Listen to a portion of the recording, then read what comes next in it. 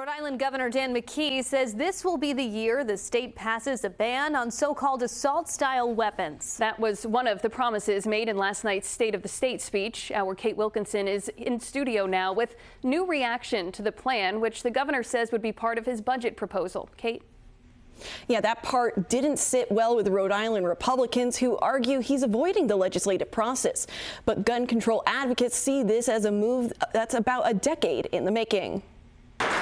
It was one of Governor Dan McKee's biggest promises in last night's State of the State speech, banning assault-style weapons. This year, I'm sending you a budget to the General Assembly for the first time. Will include a ban on assault weapons.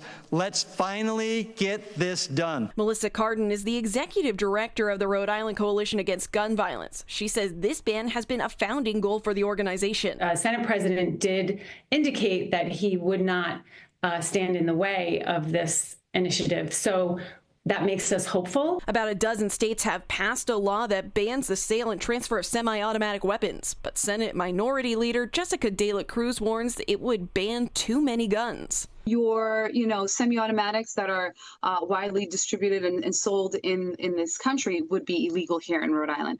That is unacceptable. De La Cruz also feels the governor's decision to make the weapons ban a feature of the budget bypasses the legislative process. There used to be a little show called Schoolhouse Rock, and there was a little song about how is the bill come, to be.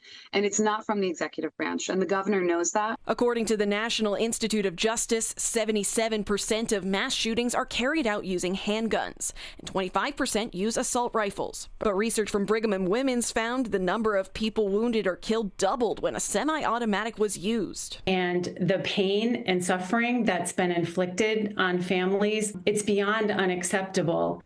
And so these weapons are particularly barbaric, and they do not have a place in civilized society.